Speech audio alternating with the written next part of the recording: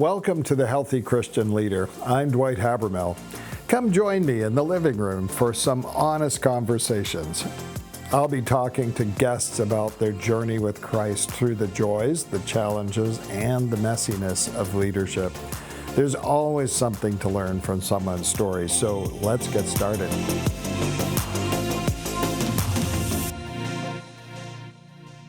Well, welcome, friends, to the Healthy Christian Leader. I'm Dwight Habermel, and I have my guest today, Bruce Havill.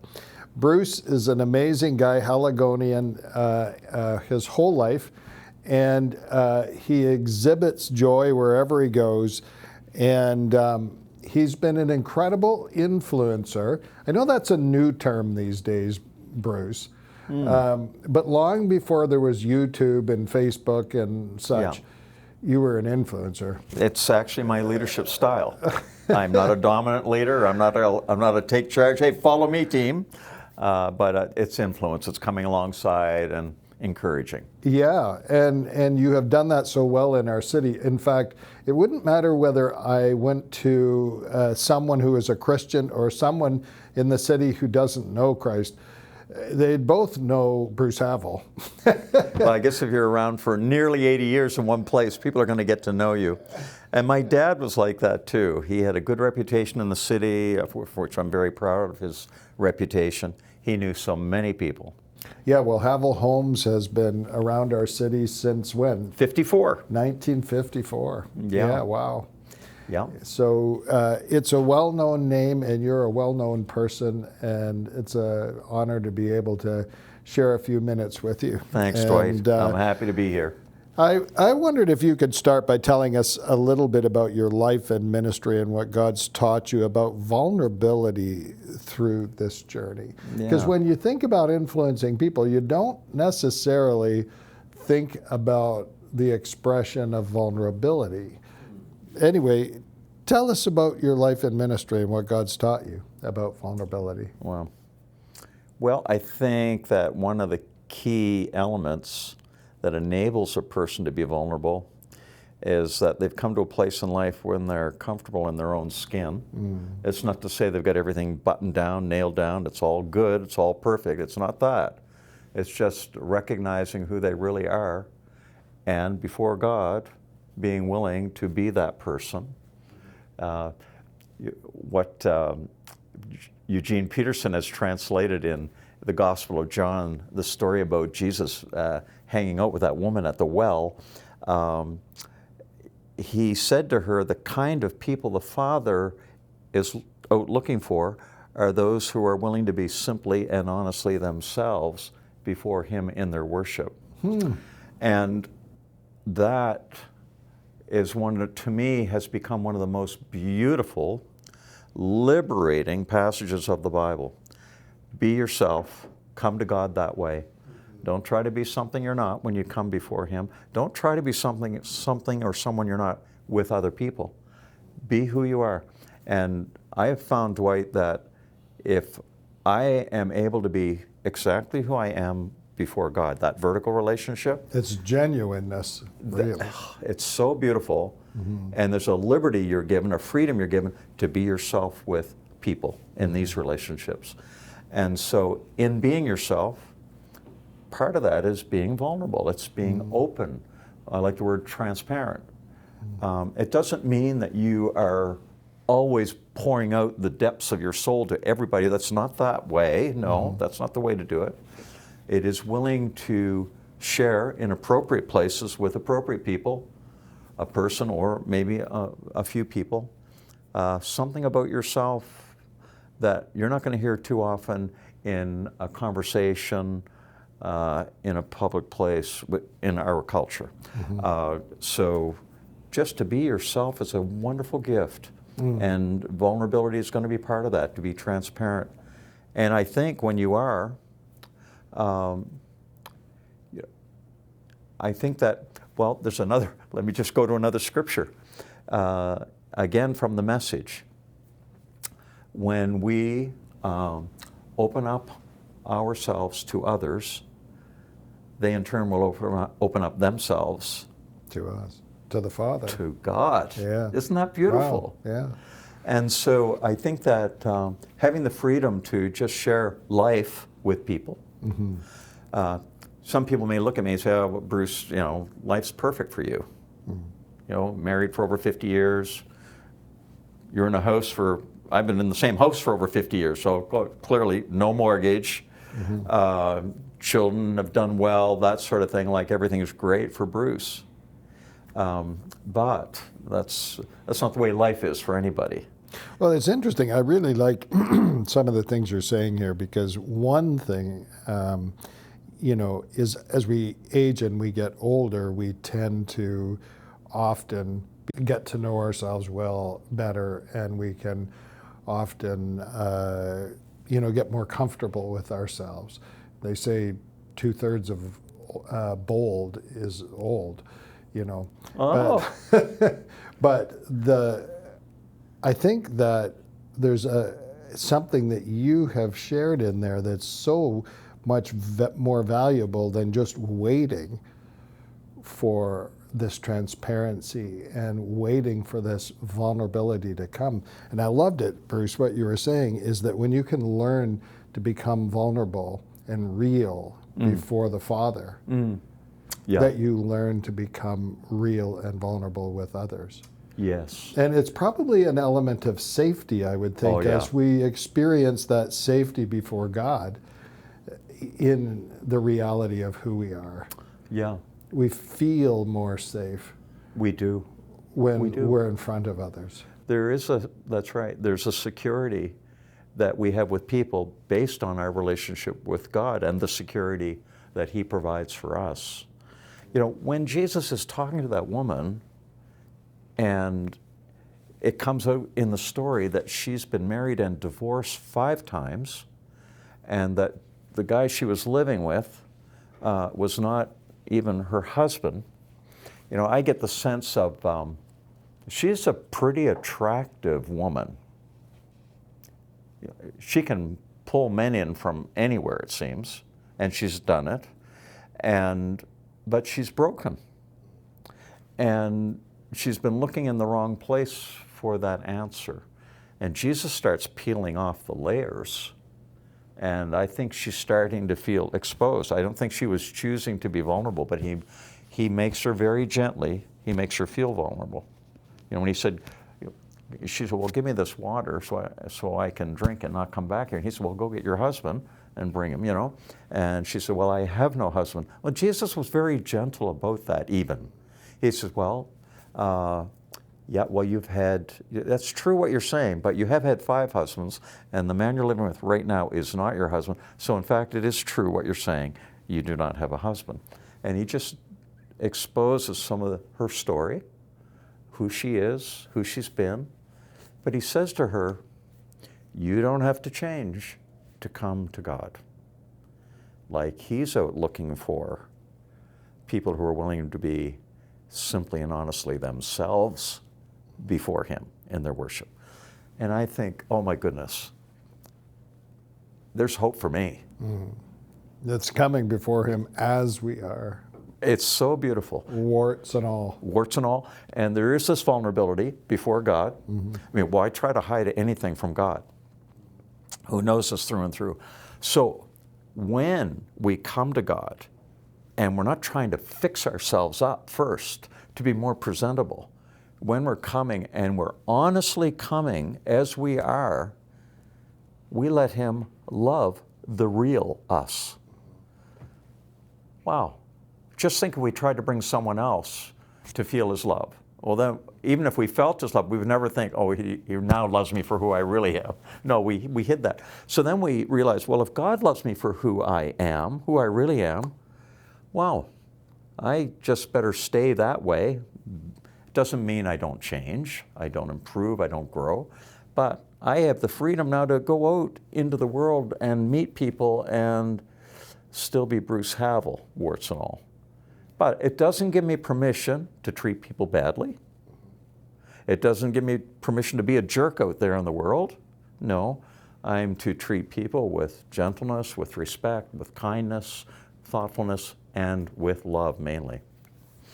Well, tell me, Bruce, how can leaders create a safe place for their staff or community members to practice vulnerability? You know, when you think Yeah. about the years of leading your business and the many times you've led in local churches and community-wide events, tell me about that. How do you create a safe place for staff and community members to practice vulnerability? Yeah, not everybody that comes onto your team is going to be comfortable with transparency and vulnerability. Some may come with quite a bit of fear, and some insecurities, and may come with their protective outfits on. We might call it a shell. And What do you do when you find someone in the room that's got a shell? I'm curious about that. So I have to be careful I don't try to burrow in too quickly, right? But I do love to get the story. Jesus was all about the story. Yeah. And people love sharing their story. Sometimes. Yeah. I mean, yeah, they might be very happy to share certain parts, but sometimes, you just get that sense. There's something they're not ready to tell us yet or tell me yet. You just can't push. When they feel safe, you may hear something else. And that can be encouraged by, you say, what do I do? You model it. And you try to build that connection with their story. You kind of pull in some parallels, some metaphors that they connect with, and share some of your own experience. So when they see you are being vulnerable in your journey, it gives them a freedom to be vulnerable in theirs. It's really because it's not about a comparison game. We're getting real, and we're setting the tone or the environment for realness. Yeah. That's right. You give them permission in a way. Yeah. But you also make it possible. I had a fellow tell me at Tim Hortons a week or so ago, told me some really hurtful parts of his past. He's a couple years older than I am. And the next day, he came in. I was with some of the other guys, but we were just by ourselves that day. And I said, by the way, just so you know, I'm not sharing your story with anybody else here. He says, I appreciate that. And I said, appreciate the fact that you talked to me about it. He said, I felt safe. An 80-year-old person saying, I felt safe. So, yeah, we can encourage people by being listeners, by wanting to hear the story, by asking questions. And you get a sense of, that question's gone just a bit too far. He doesn't want to answer that one yet. When you're building team and creating this transparency, creating this openness and this realness in team, you had mentioned it earlier, there are people who do come with shells, and probably shells in great part because of fear. Why might a leader fear vulnerability, and how can these barriers be overcome?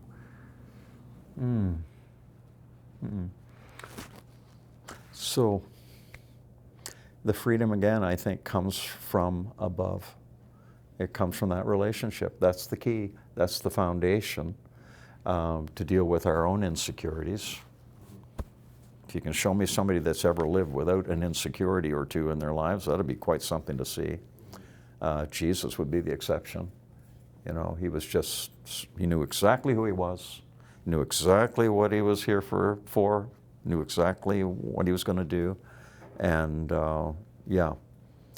he did not, he had no insecurities. This is my beloved son. I am so pleased with him. So I think that for a leader to overcome any fear of vulnerability, it's got to come from God first. And also, we can encourage it. Sometimes, pastors who've lived with insecurity happen to have married a woman who is a real encourager and builder up, and without being flattering, points out to her husband, I love this about you. I saw you do this with a person. You got a pastor's heart. I just love the way you get up at midnight and went to the hospital. Those things to strengthen him, to know, well, here's one person who's on my side, just happens to be my wife. Those relations, we can help each other. But I think first it's got to come. She got that from the Lord, I believe. It's got to come from above first. And then we build each other up. Sometimes people are afraid to build others up because maybe they think, oh, if I build this guy up too much, he's going to take my job. Mm-hmm. Right? Boy, that's another insecurity. Yeah, it is. What distinguishes healthy vulnerability from unhealthy oversharing? Yeah. Wisdom, discernment. That could really throw a new person off in a group if the leader starts sharing things that this person never dreamed they were going to hear in a first meeting, and if they're thinking, man, if that's going to be expected of me, this better be my last meeting. Wisdom, discernment. It's great to be transparent, but we have to know with whom and what we're transparent about. As you know, I've got a very, very close friend in ministry here in the city, my buddy Larry. We talk a lot. Larry said to me, Bruce, there's nothing about my life I couldn't share with you. And even that would have some limits, right? That would have some limits. But, stuff that's going on in my life, stuff that I'm not proud of, I can talk to Bruce about. And I feel that way with Larry. I say, Larry, if you see something in my life that you think, well, Bruce isn't really representing Jesus that well. He's not really mirroring what Jesus looks like. I said, you call me out on it. I want you to call me out on it. And so that's a really good relationship. We're both safe with each other. My wife is wonderful that way in our relationship. I've been able to, just break down in front of her when I was going through that hard time, and she was just fantastic, to go through that. And then, we've been 52 years is a journey, right? Mm-hmm. And she's had her own suffering. Yeah. What did Jesus' life on earth teach us about leading from a place of authenticity and vulnerability? Wow. The most authentic human being that ever walked on this planet. Bar none. And it just seemed like another dimension when it came to authentic living. There wasn't anything about his life, not a particle, that was inauthentic. And when it came to the purity of his being, the thinker Paul, he knew no sin. The man of action, Peter, he did no sin. The man who had the heart, who leaned on the chest, on the heart of Jesus, said in him was no sin. Absolutely pure, inside out, absolutely authentic, knew who he was, lived out exactly who he was. Everything he said was what the Father gave him to say. And the way the Father wanted him to say it, like his tones, his deportment, his body language, just amazing. But here, the Son of God, made into a human being, became the most vulnerable of any human being who ever walked the face of this earth. And as it says in the Scripture, he humbled himself and became obedient unto death, even death on a cross. I mean, that kind of vulnerability, the kind of vulnerability that he would even allow himself to be arrested, to be beaten, to be falsely accused, and to not answer back to his accusers. Just absolutely remarkable. And for us, I might add. Now, we've got probably about 5 minutes or so before we have to start landing the plane on this conversation, but for many leaders that are listening, they're going to be leaders of local churches, or they may be leaders of marketplace ministries, businesses, surrounded by people who need Jesus. Tell me about why it's important that we demonstrate vulnerability and create vulnerability for the purpose of the gospel. Oh, wow. that's really that's quite a question. Um, Well, again, be who you are, wherever you are. Be willing to show your weak spots in certain places with certain people, where you think, where you've determined, you've made, you're aware that, oh, I think to share this could be good here. And yeah, I'm in a relationship with, again, through Tim Hortons, three Iranian businessmen. They're very successful. They're smart. Oh my goodness, they're smart. And you know, I have become very good friends. They're all very kind. They're all committed to their marriages. They're all fathers. They're good men. They're the kind of men that make me thankful that every non-Christian is not a bad person, right? Yeah, one of them recently, when he heard I was going through, this guy trained as a doctor, but he's not practicing medicine here. Brilliant guy. He offered the other day, after I'd been for my test in urology, he offered to send my reports to a man in Dubai, a good friend of his, he said, foremost researcher in the world and teacher on anything to do with urology. And he said, if you feel you'd like to go see him, I can make arrangements. And he said, I will go with you. Wow. To Dubai. Wow. And I will look after you. Stay with me, and you know, I speak the language. Like, what an offer to get. No, I'm being well cared for here. And I don't have to take up his invitation, his very kind offer. But even being vulnerable health-wise in that case, you know, it's turned into something. Well, it's interesting, you know, when I think about the gospel as people are processing, you know, that don't know Jesus, there's always, you know, Jesus represents the grace and the forgiveness of the Father and the welcoming and safety into his presence. You know, it's all provided, all of those elements and more are provided through the cross of which Christ, you know, has provided. And it's, you know, to really get connected to Christ, we have to, you know, get real with where we are in our journey. Yeah. Right? Wow, that's true. That's good. And we have to get That's good. real with, you know, the both our successes, but also our failures, so that we understand our need for Christ. And to get communicating on that level of need, there's a necessity for vulnerability. There is. And Canadian men don't want to go there. yeah, like I think that if we're going to be effective in the communication of the gospel, not just the making of disciples, Yes. which to me, vulnerability is essential in the making of disciples, because people have to get real in that area.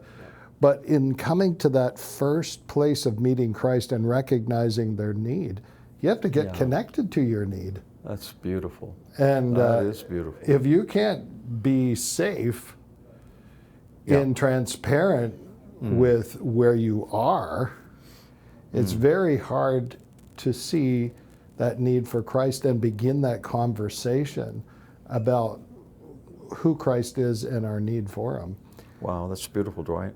So, I I think vulnerability, what we're talking about today, vulnerability as a kingdom leader, is an essential commodity, if you will, or an essential part of our lives to make kingdom impact, whether that is the presentation of the gospel or the making of disciples.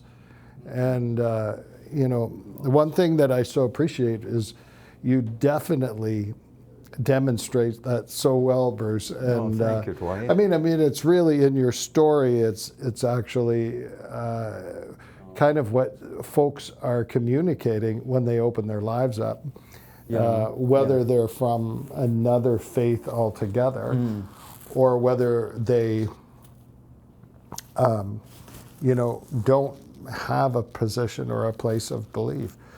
And anyway, this is a valuable topic today. And Bruce, for those who are, processing leadership right now and vulnerability, the things we've talked about, what encouragement would you leave them with as we kind of wrap things up in the last minute and a half that we have? Yeah.